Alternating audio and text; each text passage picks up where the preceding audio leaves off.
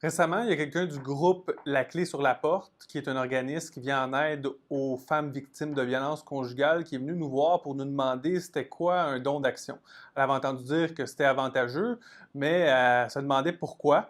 Donc aujourd'hui, le sujet de notre capsule, c'est le don d'action. On va vous expliquer qu'est-ce que c'est et pourquoi c'est si avantageux que ça. Avant tout, juste revenir sur les concepts du don. Exemple, quand on fait un don en argent, comment ça fonctionne?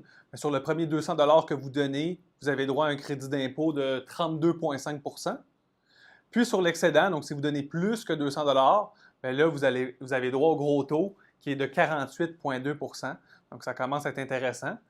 Et ce même taux-là s'applique lorsque vous faites un don en action. Mais lorsque vous faites un don en action, il y a également une économie additionnelle que vous allez réaliser. On va le voir à la prochaine diapositive.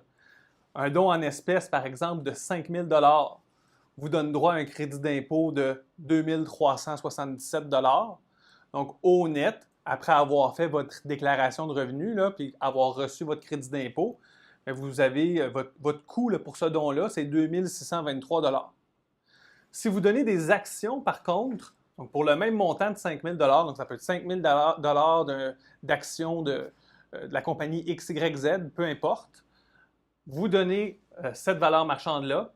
Supposons que vous avez un gain non réalisé de 3 000 et que votre taux marginal est de 48,2 et non seulement vous allez avoir droit aux 2 377, mais vous allez aussi avoir droit à 7 023 Ce n'est pas un montant auquel vous avez droit en réalité, c'est simplement le fait que vous n'avez pas à payer l'impôt sur le gain qui a été réalisé.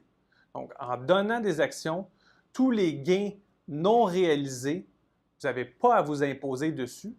Donc, vous réalisez une économie fiscale et cette économie-là, lorsqu'on calcule ce que ça nous a coûté au net pour donner notre montant de 5 000 ça fait en sorte que ça nous coûte pas mal moins cher de donner des actions qui ont réalisé des gains, bien évidemment, que de donner de l'argent en espèces.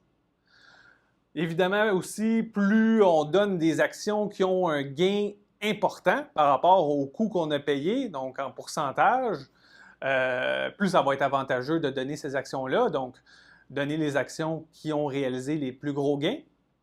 Et il existe aussi des économies fiscales additionnelles pour les personnes à revenus élevés lorsqu'elles se situent dans des tranches d'imposition supérieures. Si vous voulez faire un don en action, vous n'avez qu'à communiquer avec l'organisme de bienfaisance qui vous intéresse. Elles vont vous indiquer la procédure à suivre. Et sachez aussi que c'est possible de faire ce type de don-là dans une stratégie de don successoral. Demandez toujours aussi à votre comptable si ça ne va pas affecter votre rapport d'impôt.